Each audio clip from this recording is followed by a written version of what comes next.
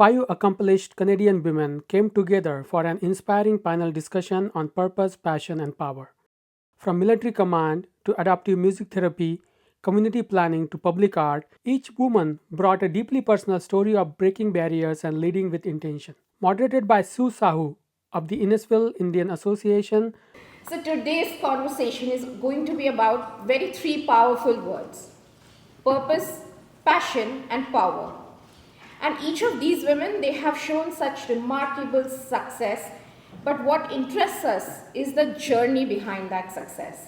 The panel featured Alexa Marie Grant, Miss World Canada 2026, advocating for children with special needs through adaptive music therapy. There was a period of my life where I couldn't walk because I had an illness. It was a severe bout of HSP that led me to not be able to stand. I was confined to a wheelchair for a little bit. I even struggled with a speech impediment growing up. So I felt like I couldn't speak, I couldn't use my voice. And I relate to these children having something that feels out of your control, something that hinders you from expressing yourself the way you want to. But through music, that's how I was able to overcome that. Modified Instruments does that for children with special needs. Amanda Besarovich, founder of IBI Behavioral Sciences and Unique Minds Academy, building ethical and inclusive support for families in the autism community. And I was, figuring out like how I'm going to make enough money to fill my little, I had that little four-door Cavalier at the time, and put gas in it to start expanding myself. And really, a lot of that comes from courage and being and doing what other people are uncomfortable with. And I never shied away from it. I think that if you asked anybody that I work with, and in my family, in my friend circle, they will be the first ones to tell you she's not afraid to speak up. She'll always stand up for what's right. Andrea Lay, Director of Planning and Growth at the town of Innisfil, shaping communities for generations to come. As I look back at, how did I determine to become a planner, and how did I know that was even a thing? And I realized I didn't actually at the time. I was interested in spaces, and whether you're driving around or flying somewhere, I was always interested in what that looked like. So, why was the park in a particular location, and how were the houses in a certain pattern? And so I became more interested in that. And Colonel Melissa Ramessar, commander of CFB Borden, leading with purpose, people, and over 2 decades of military service. I don't think I ever thought of the military until quite late in high school. I do know that I really was interested just in service. I think that was just also the way I was raised. Parents were always very involved in the community, and we were, as kids, given the opportunity without a choice to participate in this, the service to the community. So that was just part, I think, of what I knew. And then my parents were immigrants to Canada, and so just like kind of learning their story, I was very aware of how lucky we are in Canada. Professor Angela Aulja, award-winning visual artist and professor of psychology and anthropology at Georgian College, using art to challenge narratives and amplify unheard voices. Those diverse voices in those institutions and at those tables bring in artists, or in any situation, in a corporation, at the college, in the army, like anytime you have those decision-making bodies diversified, you have more ideas at the table, you have different perspectives, different lenses that are going to inevitably help you in whatever problem-solving capacity you need to operate in. People telling me that, this isn't the way things work here, you shouldn't be bringing up colonialism as much in your teaching, and I'm like, this wasn't 50 years ago, this was in like the early 2000s. And it was sociology and anthropology. And we're in Canada, it's a settler colonial nation. Like, why would I not bring this up? Together, they explored what it truly means to lead with intention and why real power is always about lifting others as you rise. Following is our coverage of the panel discussion. So today's conversation is going to be about very three powerful words: purpose, passion, and power. And each of these women, they have shown such remarkable success. But what interests us is the journey behind that success. So let's begin from the very beginning. The purpose. Every powerful story always begins with a why. And long before the recognition, the spotlight, the celebrations and awards, there's always such a deeper purpose. So I would like to start with Alexa. First of all, congratulations on being crowned Miss World Canada and for representing Team Canada this year on the global stage. Your initiative, Modified Melodies, focuses on providing adaptive instruments for children with special needs. For the benefit of everyone, could you briefly tell us what adaptive instruments really are? Of course. Hi, everyone. My name is Alexa. So, like Sue said, being Miss World Canada, purpose is central to what I do because Miss World, the theme of it is beauty with a purpose. So you go in not just representing your country and whatever sparkly dresses people think that pageants are all about, but you're representing what you care about, the causes and the action that you bring to the table. So for me, my purpose is providing adaptive instruments to children with special needs, which is specially modified instruments. So for example, I work with a lot of children with autism and they are very visual learners. Maybe when it comes to pianos, they might not read notes the same way. It might be more difficult to grasp. So for these children, I'm able to provide rainbow pianos. Colors is how they see the world. So with these pianos, there's color-coded notes. They are able to see the notes by these circles, and they're able to press them in order to create music that way, express themselves through music. Because myself, that's how I found my purpose. Growing up, I felt like a lot of things were out of my control. There was a period of my life where I couldn't walk because I had an illness. It was a severe bout of HSP that led me to not be able to stand. I was confined to a wheelchair for a little bit. I even struggled with a speech impediment growing up. So I felt like I couldn't speak, I couldn't use my voice. And I relate to these children having something that feels out of your control, something that hinders you from expressing yourself the way you want to. But through music, that's how I was able to overcome that. Playing the piano for me was my source of my voice, was how I was able to put that out to the world, share what I wanted to say, not through words, but through melodies. So Modified Instruments does that for children with special needs. There's also tambourines that for children who can't use their hands the same way with mobility issues. So they're able to put these tambourines with straps around their hands and just moving their arms. They don't need to function the same way with their fingers in order to make music.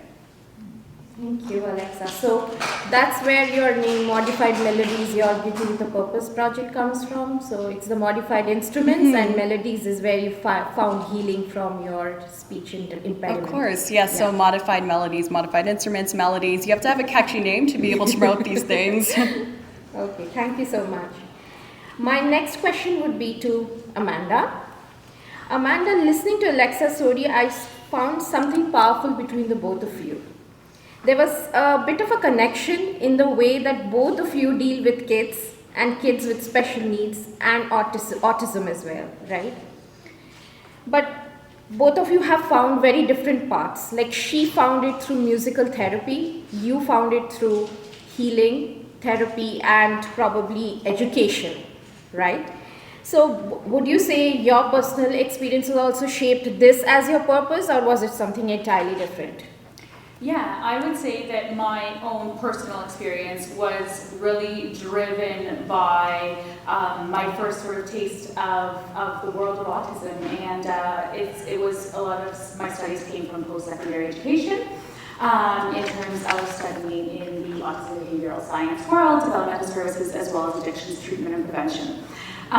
So what really drove my directive and the way that I pursued my path was really around ethics and accountability. So when I started in the field, I actually landed about 6 weeks in one position and left. And that was primarily because I was watching people do things incorrectly and unethically. I stepped away and at 21 years old, said I'm going to go and I'm going to do this myself and I'm going to figure it out and I'm going to make a path for families that are going to be able to access services that have integrity, that come with ethics, that are able to access services through being able to access a model that serves their child in the way that the services in our therapies are meant to service. So I made it my mission. I actually went on Kijiji when it was a thing and made my ad and advertised myself as a home-based therapist. And this was primarily after watching a particular family unfortunately get given some misinformation about what their child did that day. And I remember coming out of school, and ethics being the biggest thing they teach you in post-secondary education as we enter the workforce, and thinking everything they just said wasn't true. I watched the session today. I watched what happened. I was there. That didn't happen. And I left, and I went up to the family, and I said, you don't know me. You don't know who I am, but I'm leaving. I'm not coming back after today. But I will tell you one thing. Everything they told you there wasn't true. The position that I was working was out of town, so I was in Barrie, and the other one was down south. And I left. And I went home that night, and I went on Kijiji, and I advertised myself at 21 years old. And from that point forward, I never looked back. About a month later, I was contacted by that same family that said, we've been looking for you, we want you to come down, we want to work with you. And from that point forward, it really began to shape the purpose and my vision and my values remaining aligned in the field of developmental services and my overall mission to be able to provide ethical and integral services for those in our community.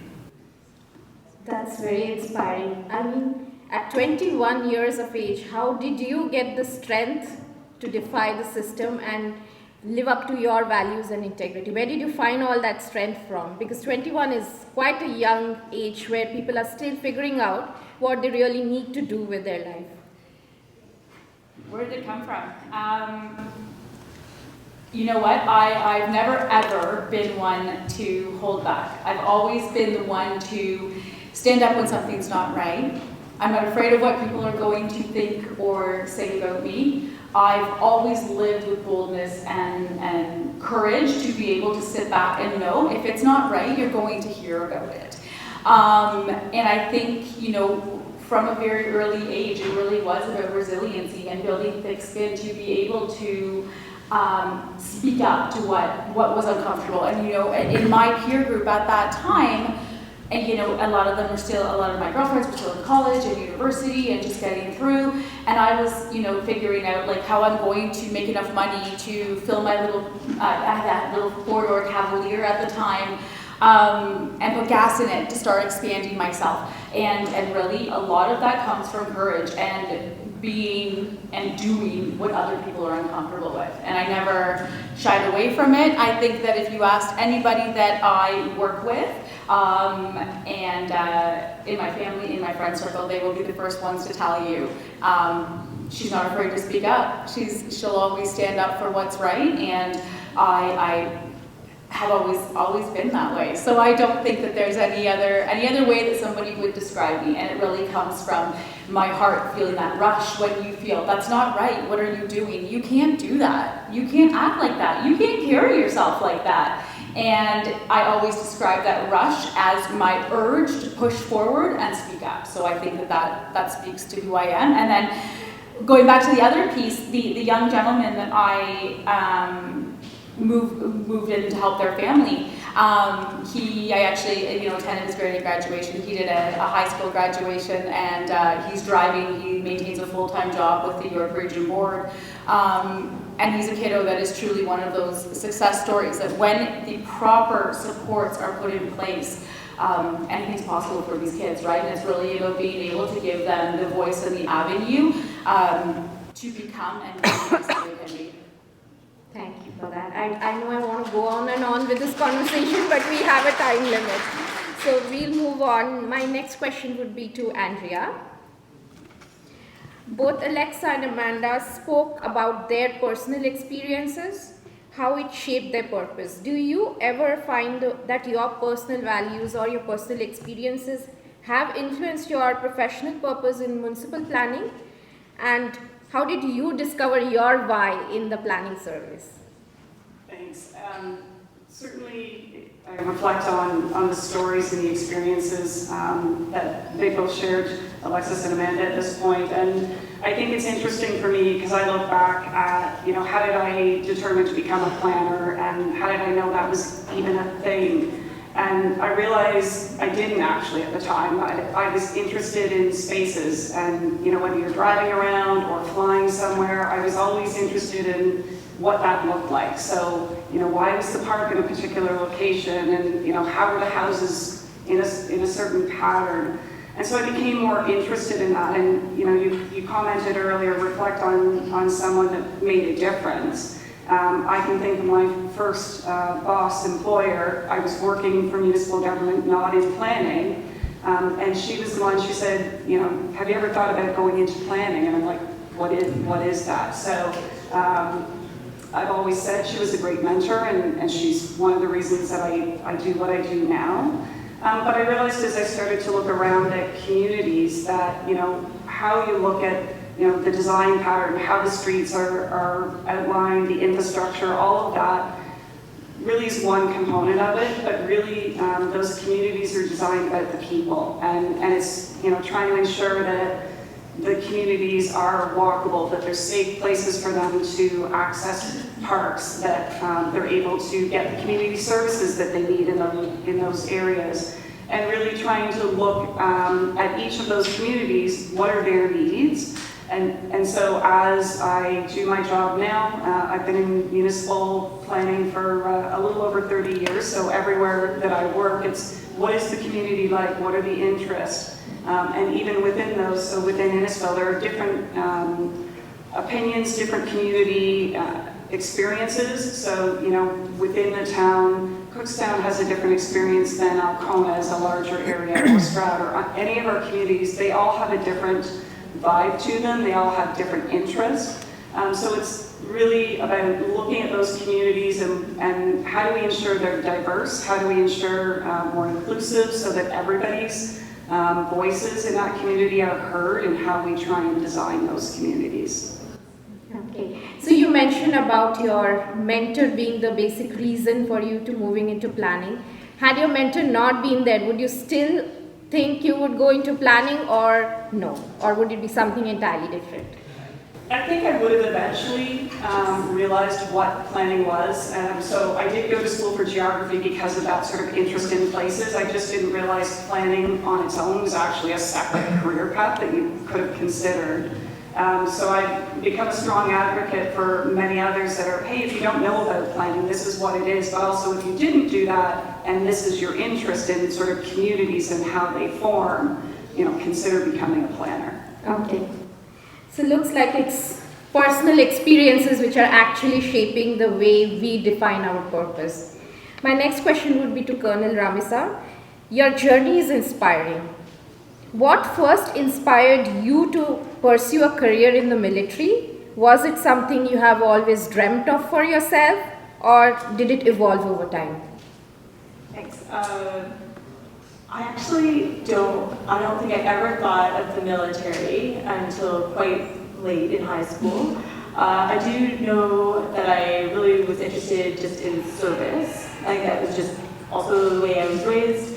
Parents were always very involved in the community, and we were, as kids, given the opportunity, without a choice, to participate in this, the service to the community. So that was just part, I think, of what I knew. And my parents were immigrants to Canada, and so just like kind of learning their story, I was very aware of how lucky we are in Canada. So I wanted to do something service that had maybe like an international foreign nexus to it. And then in the 90s, if you recall, for those of you around, the military was in the news quite a bit in Canada. It was all very negative. between different scandals, and then also budget cuts. So it wasn't the negativity that I was paying attention to. It was just like, oh, hey, here's like an example of a really interesting organization that wants to be doing something like that aligns with my personal values. And I just happened to be I was living in Montreal in 1998 when we had the Great Ice Storm.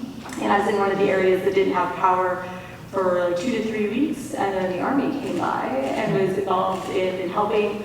So it was just like I think it was like the catalyst for me to be like, yes, this is an example of what this organization can do.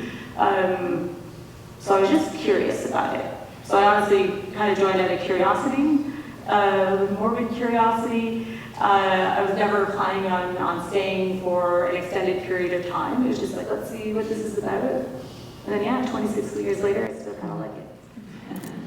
Now that gets me curious. If you wouldn't have joined the military, what were you thinking of, like dreaming of as a young girl? So I'm pretty boring. So I'm not like this is super cool to be up here with such a panel of like such amazing women. I was not an ambitious kid. I would like, do the thing that I had in front of me. I played the violin, so to play the violin still. The picture of cricket up there is like kind of a joke.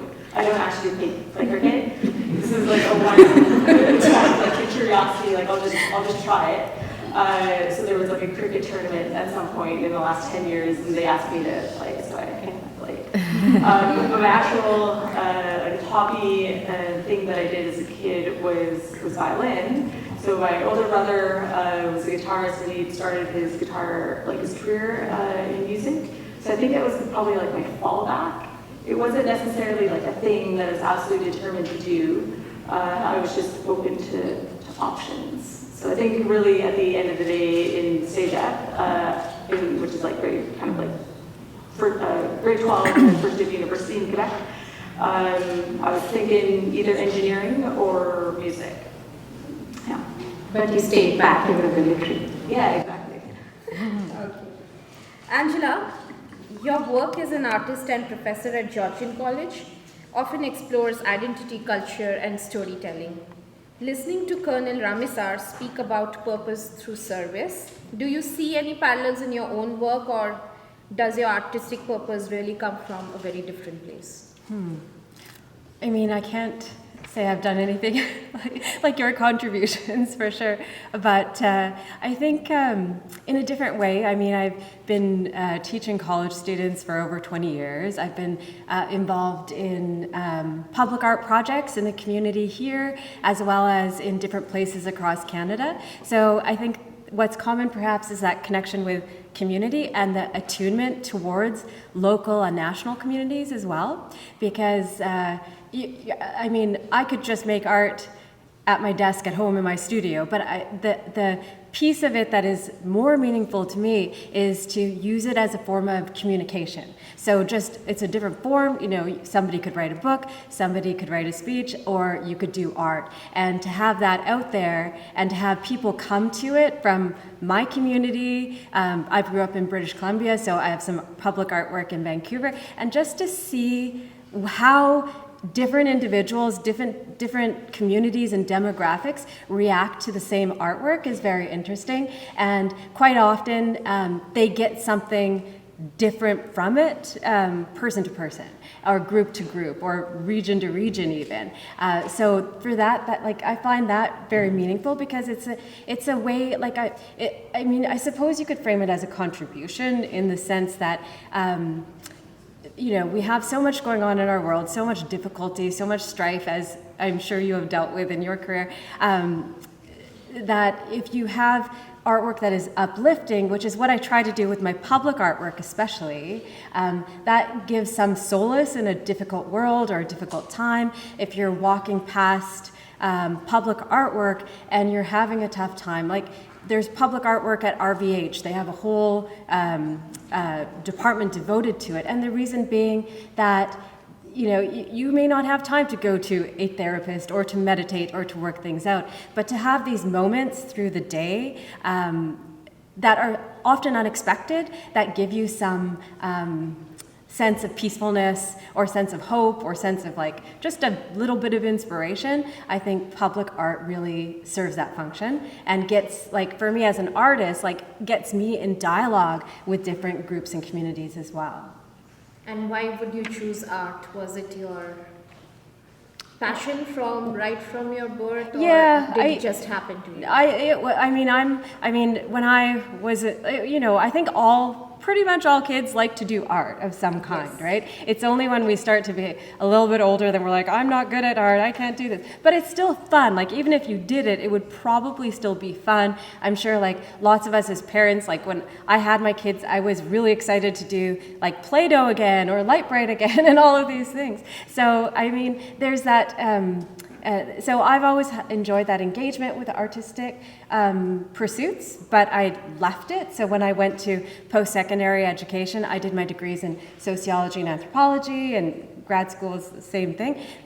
So I was like, well, I shouldn't pursue art. That's not really practical. Not that being a sociologist is practical either, so I think sometimes we're steered away a little bit from creative pursuits because we're in a system where it's like, how are you going to make money with this? But sometimes it's not the best thing for you to think that way because, you don't know what you're going to make money from. Like, you may do a business degree and not make money from that. So I think when you have something you're passionate about, there's a lot of influences on you from popular culture, from family, from friends, to steer you perhaps in a different direction that takes you away from maybe what you're really good at. And I think that is something that if I had known as a younger person, maybe I would have more confidence in pursuing something that I was really passionate about. Okay. It's interesting because all of you ladies have very different journeys, and as a young girl, you may or may not have thought that this is where you would land, but somehow, because of life and how things fell into place, you just found your way and found your real purpose. That's really amazing. I would now move back to the audience to take a moment to reflect.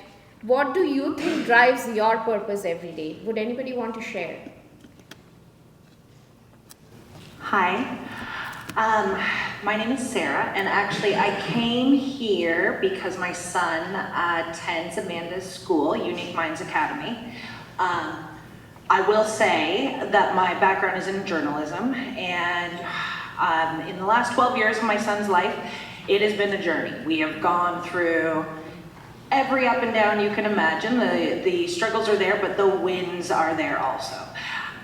We relocated. We are from Georgina, and after he outgrew his private school there and public school just was not an option, I did my research and I was sneaky about it, and I did all the due diligence and found that most of the schools and most of the therapy are not ethical. And you put it perfectly. I had not heard that before, and that's exactly what I was finding.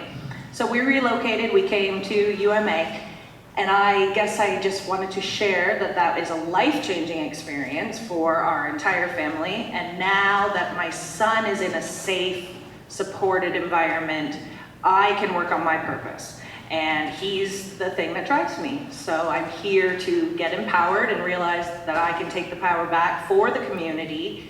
And I want to be an advocate and a help, I guess. Thank you. Thank you. Kudos, Amanda.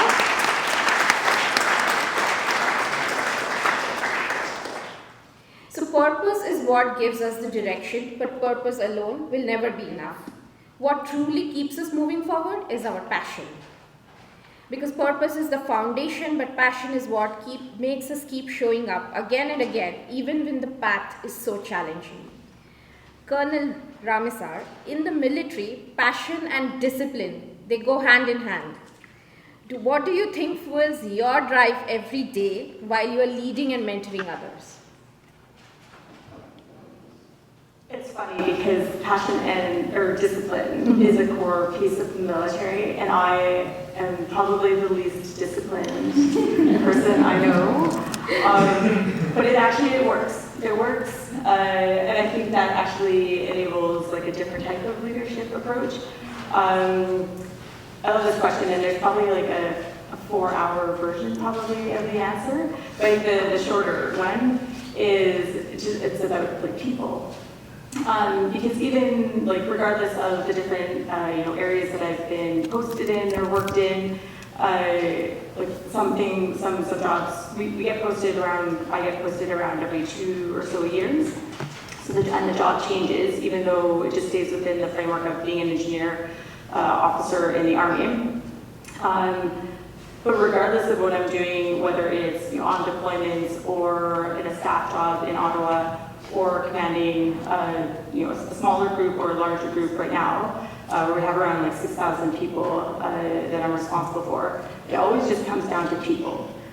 So like what do they need? In this case, my subordinates, the units that we support, the students that are coming through there, because my formation right now is primarily training institutions for the Canadian Armed Forces. So what do they need? What do we need to be investing in them in terms of both technical skills, but also character, in order for them to be able to develop into the people and soldier, air crew, sailors that the government needs in order to be able to do our job. So would you say Colonel Ramessar is a passionate leader or a disciplined leader? Not disciplined.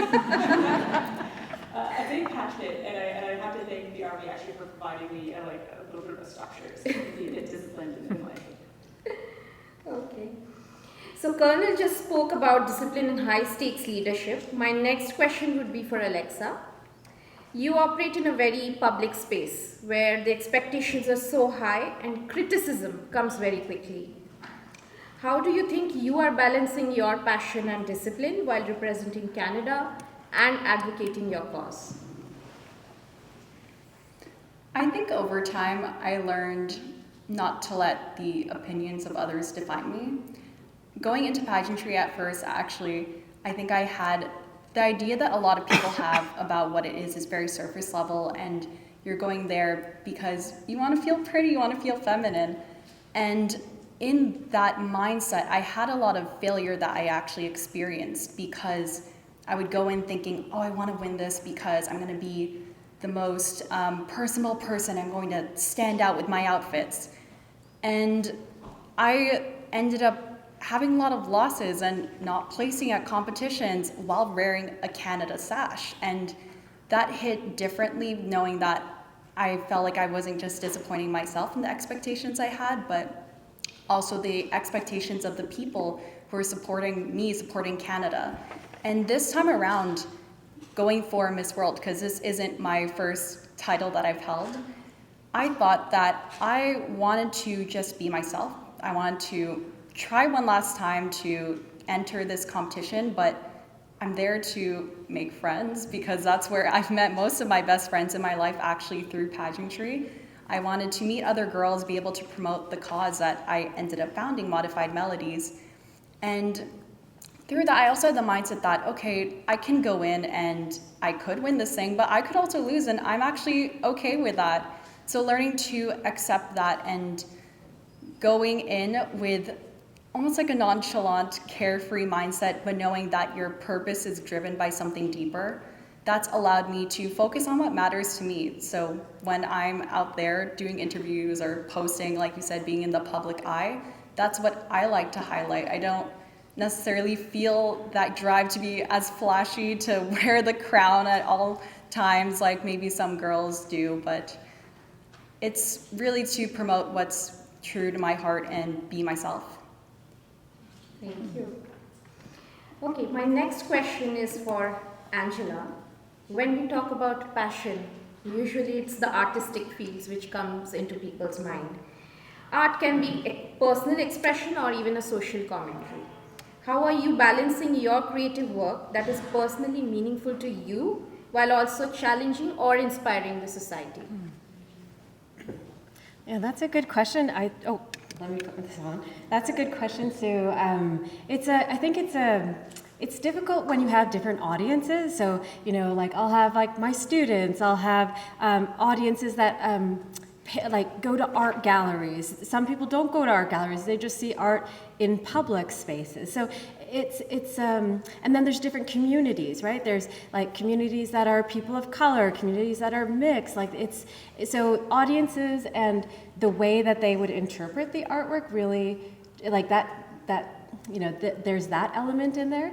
But I mean, I think even, like I'm thinking back to a art exhibit that was meaningful to me that I had back in 2023 at the McLaren Art Center, and it was called My Grandmother's Dress. And so it was called this because it was an art exhibit that kind of brought together like my academic research through the years, but then also my artwork. So I would say that like what I've learned back when I was in university, the things I teach about kind of diffuse into my artwork in a way. And so the themes of that exhibit were about when my grandmother was in Canada in the 1940s, 1950s, and my great-grandmother who was here earlier than that in like the late 20s on the West Coast. And the exhibit kind of drew together in a kind of like aesthetic way, like it was a very like interesting, engaging visually, but the themes of it were partly the racism that they experienced in Canada at that time,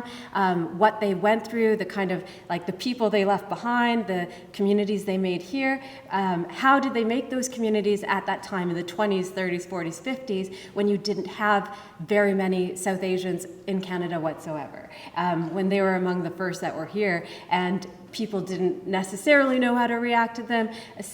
Some members were inviting, others were not letting them into their, businesses and things like that. So I explored some pretty heavy themes through that of that, that sort of racism, but then also at the same time, I showed the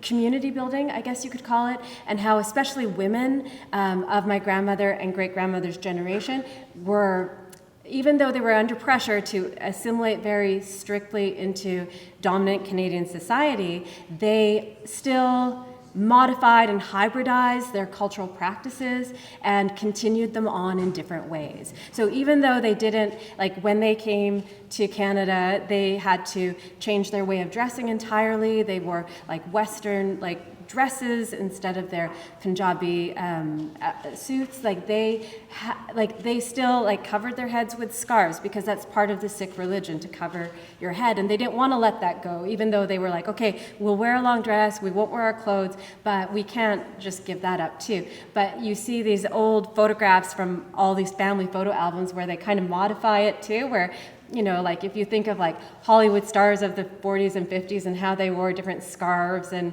all of that. So they kind of mix their traditions also with fashion. And it was a very interesting thing to go through those archives. And so I represented that in my art exhibit. And what was interesting, when people came through at the opening reception, people would come to me from all kinds of cultural backgrounds. There was one man, he had Russian immigrant grandparents. And he was an older man as well, probably in his late 70s, 80s maybe. And he talked about how they, because I talked about my great-grandmother's journey by ship to Canada. And I met her, she was alive for till I was 20. And she talked about this being a terrifying voyage over this black ocean. And I represented that in artwork. And he came to me, someone who is fully unlike me in terms of culture, demographic, background. And he's like, this is just like my grandparents' story.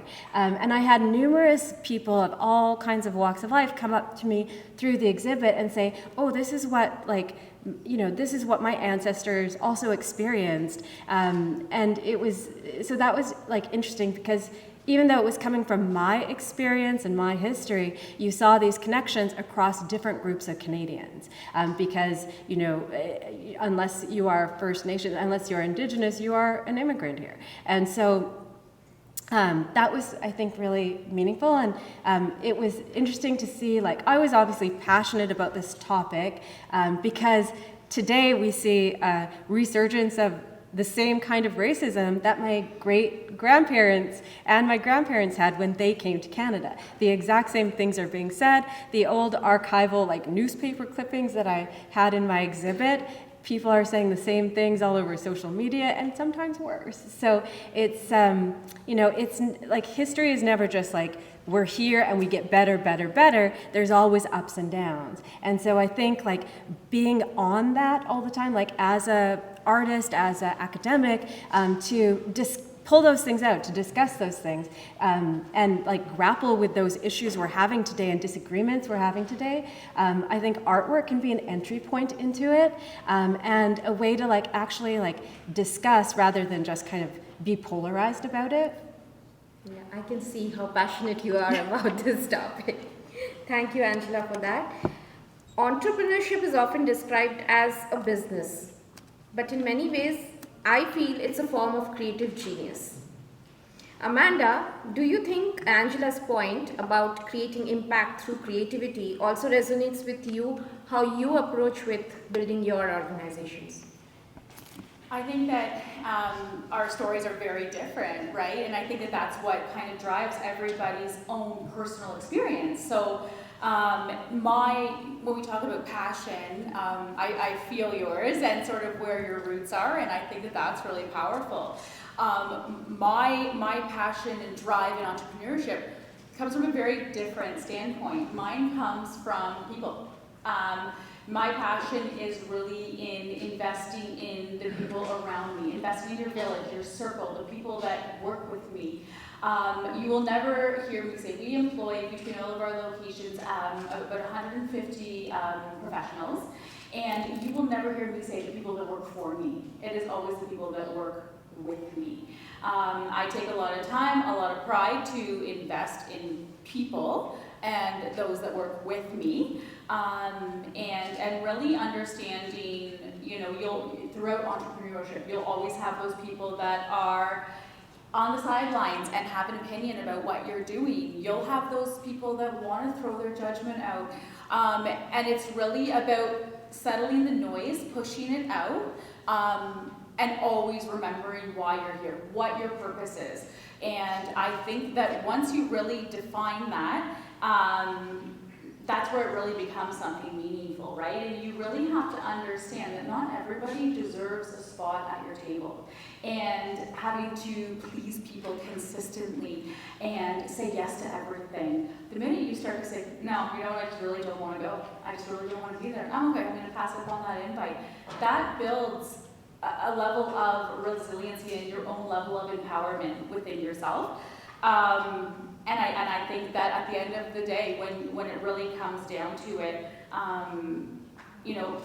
building something meaningful comes from the people around you, and I will always say, I'm nothing without the people around me. So my passion really goes into the staff that work with me, the people around me, my friends, my family, and those that are close to me. And I think that, down the road, nobody, how big you are, how well your name is known in the community, nobody gets there alone, and really understanding that it's not about me, it's about the people around me. And you can be bold and have a very strong vision, but you're not. I personally am going to say I did not get here alone, so I think that my passion really drives into the people around me. Okay, so it's people for you.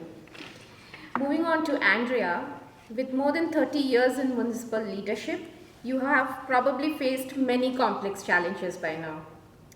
Can you share a moment when there was a major decision which needed to be taken, which was particularly difficult, and you felt your passion was the savior and it helped you drive through it? Absolutely, and it's interesting because as I was listening, Amanda, you're talking about resilience and it's about the people and you're not going to make everybody happy, and that's a lot of what I go through on a day-to-day basis, and the team that I work with, I appreciated that because they don't work for me, it's a team, and we're all part of the decisions that happen, whether it's in Innisfil or previously, but resilience is that quality that I always reflect on. Growth and planning and development in communities is always going to be challenging. You're never going to make everybody happy with whatever decisions that you're trying to recommend.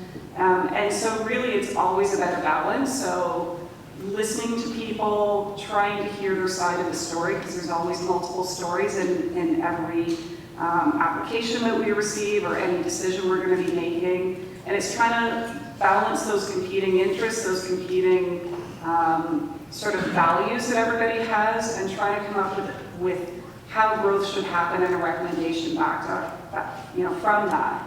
And so it's looking at, what do our policies say, but not just policies, it's about the empathetic side of that. So what is the community asking for in any of those decisions, and how do we try and balance the sort of critical thinking, the policy side, with sort of the empathy of the community.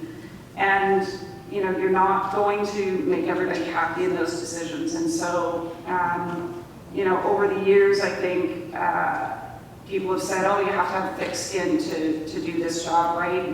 And it's challenging. I mean, to, sit before a council, make decisions, be criticized by the community or the council members about, well, why did you think of that a certain way, and why would you recommend that application? So you do have to sort of have that calm demeanor and everything, and be confident that you've evaluated everything properly, and just trust that you're making the best decision you can, or recommendation, and that you're really doing this for the community and the inclusiveness of the community, and trying to develop those communities for the generations to come, right?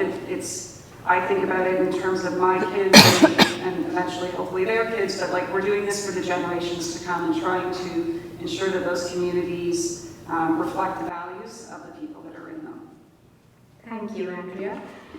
Okay, now we learned about passion, but let's move on to the last P, that's power. Purpose gives us direction, passion gives us energy, and power, that's what turning these ideas into real change. Power, however, is very often misunderstood. True power, I think Dr. Khurana also mentioned about that, true power isn't just about titles or authority, it's about influence, responsibility, and the ability to lift others up while you rise. My first question would be to Amanda. You have advocated at the Queen's Park, mentored multiple students, built multiple organizations, employing hundreds of professionals. How would you personally define power? I don't think that, power, like you had said, it doesn't really come from, being well known. It doesn't come from being the one that people think like, oh, she does really well, or, I think that when it comes to power, what I think is really important is to understand that, the success of what you do isn't just about building a business.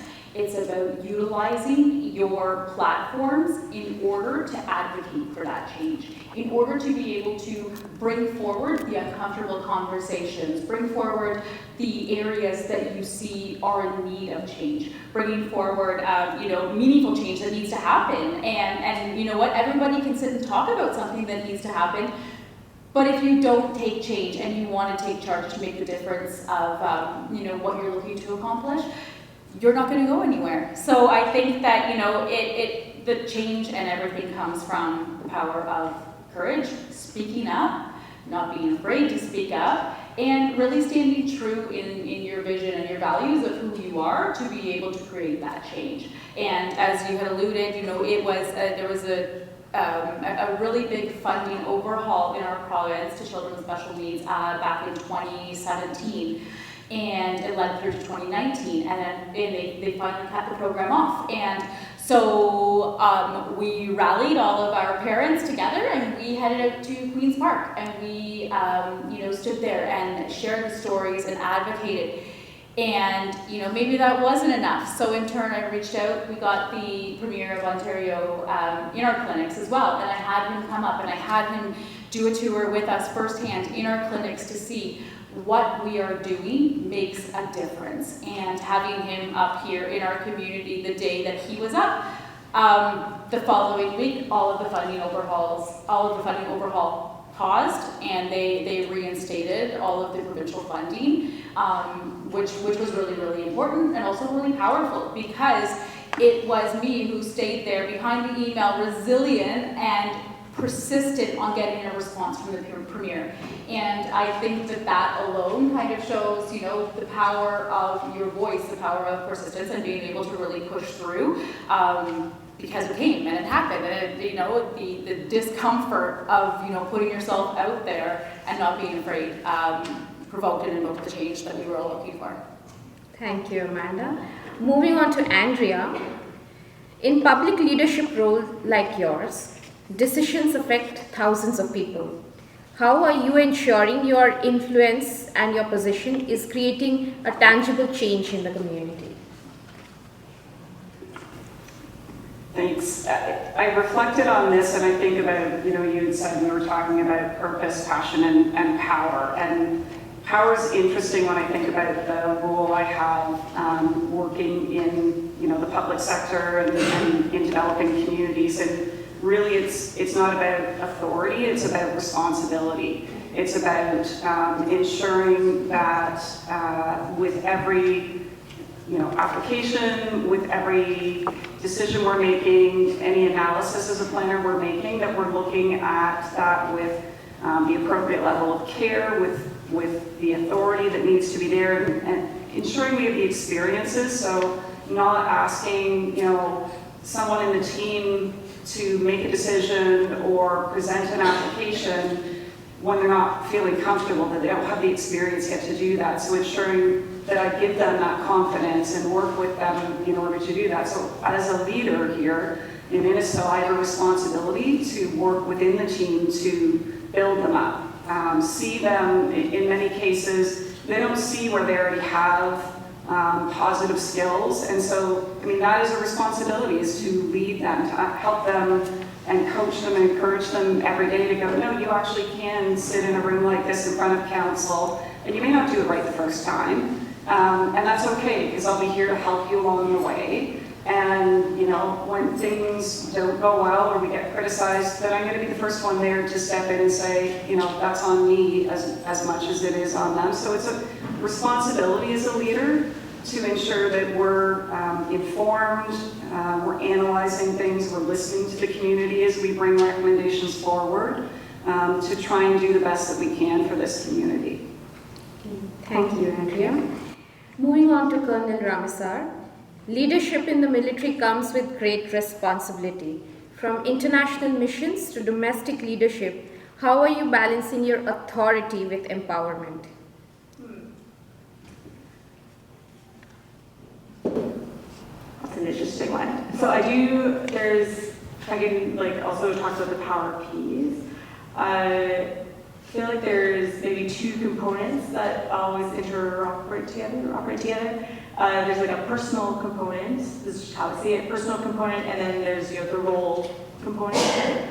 So I was listening to our keynote speaker's speech about you just told the individual to train for 8 months and it would be fine, even though you didn't know. I think I was surrounded by people who told me I could succeed even if they didn't know when I was little. So a whole bunch of people had well wishes, or was the line that they just always said, you can do anything you want, and even if they didn't mean it, I believed it.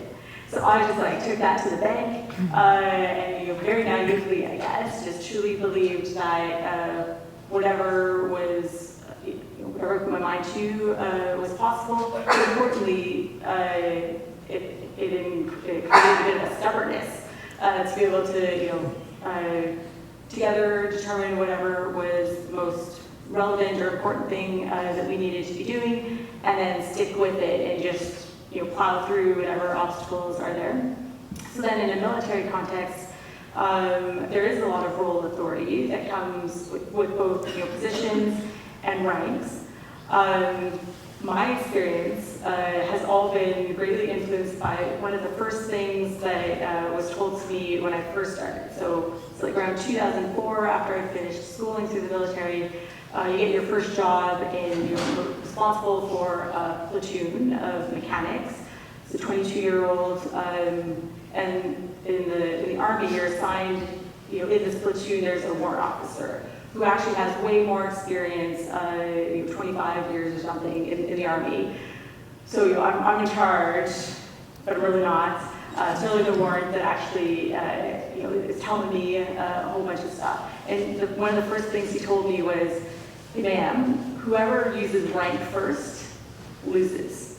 So if you have to order me to do something because you're higher rank, then you've lost the battle. And if I have to say, hey ma'am, this is really what I recommend, if I've lost.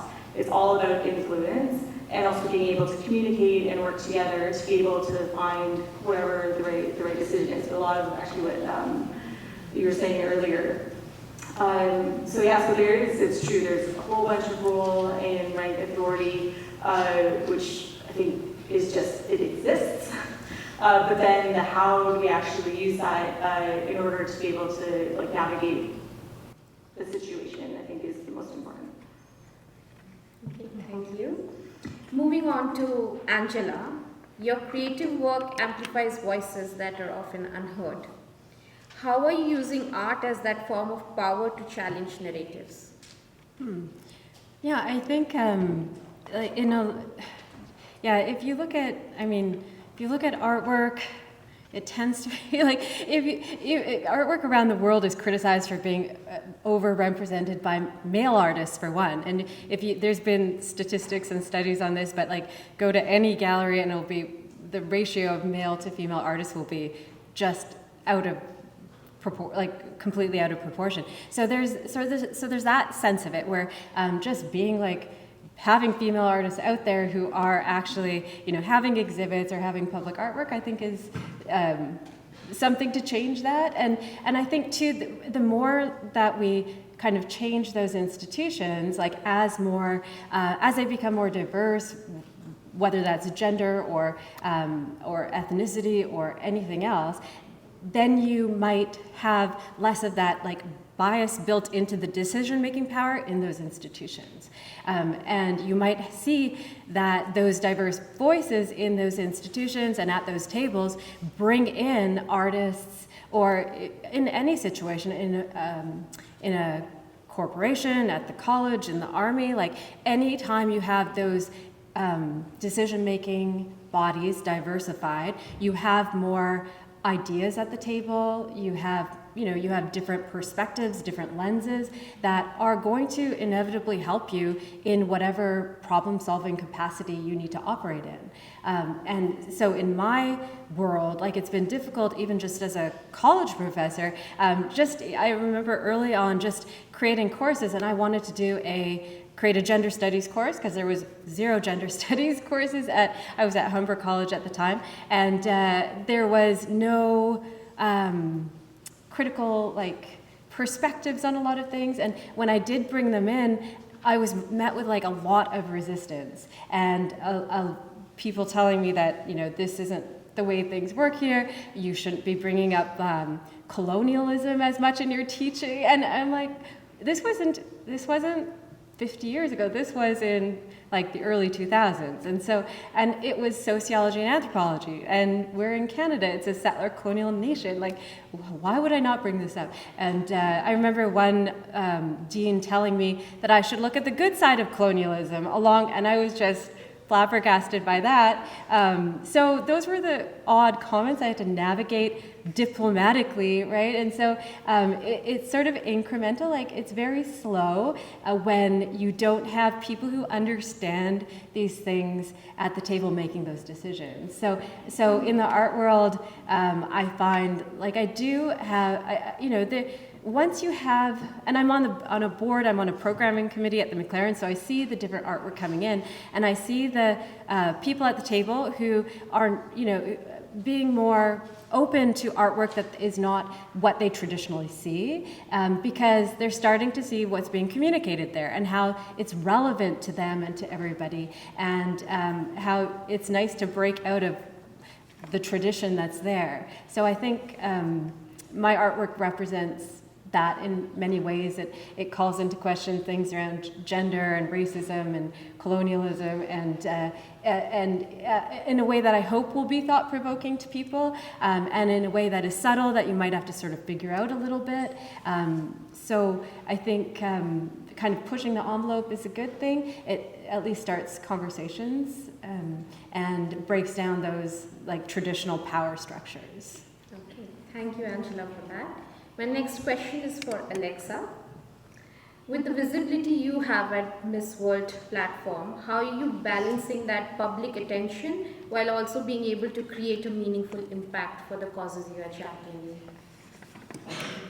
I think it's a privilege to be in my position to be able to go travel to Miss World, which I haven't done yet. I will be in 2027 representing Canada, and this is a worldwide event that is broadcast and watched by millions. So going there and being able to speak in a forum style like this, talking about my project, that is my privilege to be able to do that, to share what's most deep to my heart and what I'm passionate about. And being able to do that in my community as well, having this weigh in, because as I said, I grew up a very shy girl. I had many things that caused insecurities in my life, and having this platform is one way that I was able to step up above that. And I think also power is something that is shared. So being able to share that myself with the world, but on a lesser scale, even the people that I meet, the people that I interact with and who interact with me are able to share little things, little acts of kindness. For example, one thing that I think about is I wouldn't be where I am today without another strong woman pulling me up. I had this friend who, back then, I wasn't very confident in my abilities. I joined just because, I wanted to be a part of it, try it out, see what pageants are like. And at the time, this pageant group, so they were going to assign me to Miss University because I was in university and it just seemed like a way that I could represent myself. But this friend told me, no, I see your potential. I know that you can do more. There is a platform out there, Miss World, that you go in front of the world and you speak about what you're doing. And she saw me for not only who I was on the outside, but who I was on the inside, what I could bring to the table on a larger scale. And she really pushed for me to be able to get into that pageant, to go above what people were trying to push me into the box. So having that other strong woman to pull me up also inspires me to reach back and to help other women, especially young girls, because that is primarily who I work with when I'm working with children with special needs. I'm in a hospital with young children as well, and going to schools, doing these visits. As I said, it's a privilege to be in this position, to have those opportunities. So I know that's my chance where I need to reach back and help and inspire those young women. Okay. Thank you, Alexa, and thank you all ladies for sharing your lessons learned and inspiring all of us. Before we close, I want to open the floor to the audience if anybody has any questions. Can we have the mic, please?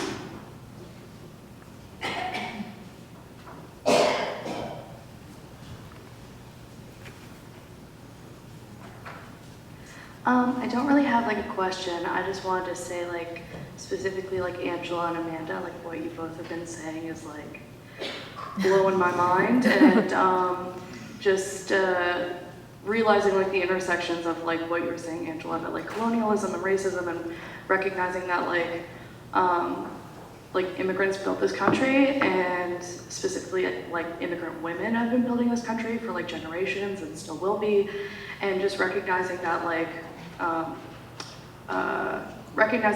experiences that we don't have or we don't experience ourselves is what we need to open up ourselves to a lot more, and just being empathetic to the people around us and things that we don't understand, because like for me specifically, I've gone through a lot of things in my life, and the things that I've gone through has made it where I, I'm a lot more open to other people's perspectives and what people have gone through and all that stuff, and I think that creates power in like us and other people and community and stuff like that. So like thank you to everybody, but specifically what you two said, it just really touched me, so I just want to thank you both for that. So, yeah. Thanks.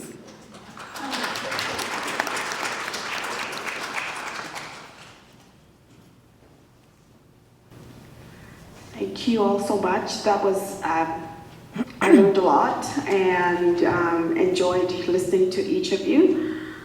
So, your life sounds, very inspiring. So, I'm asking you to take off that hat now, the hat of who you are up there at this moment, because I know we wear different hats, and talk a little real to me. Just you and me, just whisper, just me and you. Are there days when you're like, you know what, I'm so done. I'm so done. I'm over it. I'm done. And what do you do when that comes into your head, when you're like, you know what, I am so done. This is it, I'm done. And what do you do when that comes into your head? So I'd love a response from each of you. Thank you.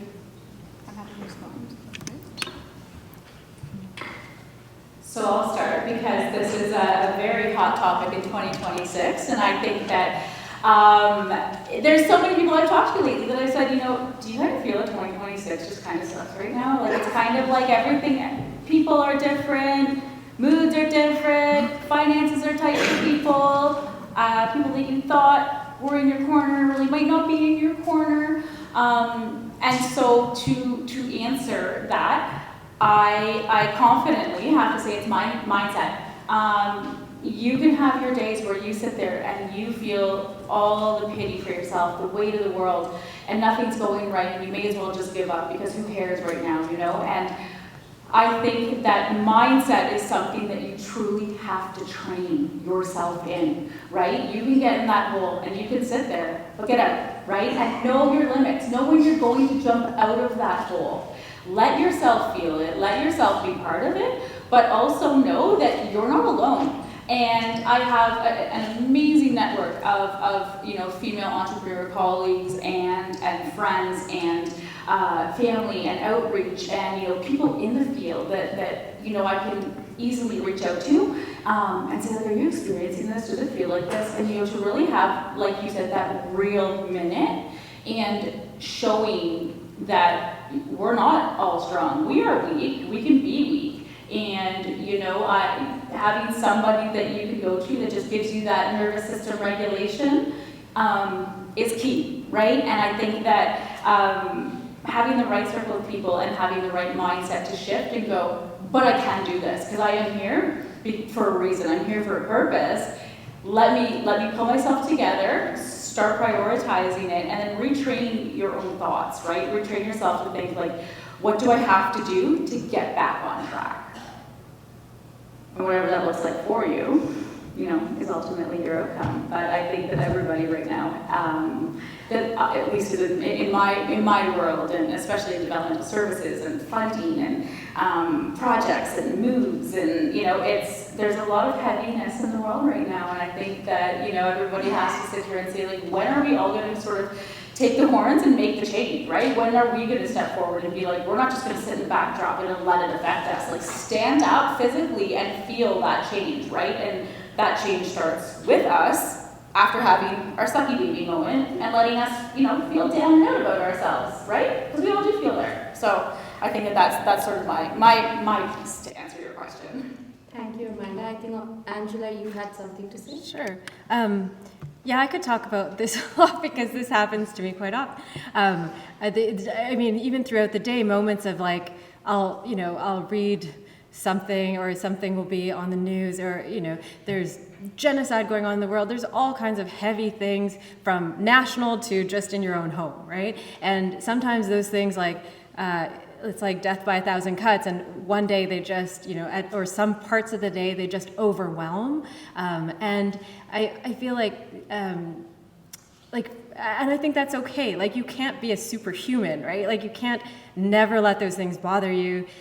So I feel like sometimes we're meant to feel like, oh, we're not strong if we're having a bad day, or if we're, if you cry, or if you're just feeling dejected or burnt out. Like, we're often made to feel like, oh, that's a weakness, that's, you're not being powerful, you're not being strong, you're not being resilient. Resilience comes at a cost quite often. Like, if you have to be resilient all the time, something is happening in your world, in your life, that is that is causing that. It's not an inner flaw in yourself. So I think recognizing that, like, not blaming oneself if they're feeling that way, and seeking out community, like seeking out the people you can talk to, you can vent to, and taking those kind of like breaks for yourself. I was teaching on Friday a sociology class, and we were doing world religions, and one of them was Buddhism, and one of the concepts is translated into the monkey mind, where, like, if you think of just a monkey scurrying around and acting like, acting crazy and being so, jumpy and active, and like the idea of like, how do you calm the monkey mind? Like, how do you do that? Like, I feel like that is something we all often have to do, because there's so many things running around in there, but we still have goals, we still have commitments and all of this kind of thing. So I feel like that will look different for other people, but just having those breaks for your mind where you allow yourself to, kind of detach a little bit from things, like not drop out of your goal. Like, if your goal is, I don't know, social justice, it's you can turn off your TV, you can turn off your social media, but you're also then not participating in making that world any better, or so I wouldn't say turn everything off, but like to also save yourself in the process of doing those things. Thank you, Angela. We would love to hear from each one of you, but in the interest of time, I'll just take a pause here. And thank you, everyone. So if you have more additional questions, we also have our networking session where you can go up personal and ask them any questions you feel like. So thank you very much. So today we have heard really powerful lessons about purpose, passion, and power. From breaking barriers in leadership to creating meaningful changes, these incredible women are reminding us that progress happens when people choose to lead with intention. So let's carry these lessons forward in our workplaces, in our communities, and in our everyday lives. And let's keep lifting each other up and hype each other up as much as we can. Thank you, everyone. Over to Kat.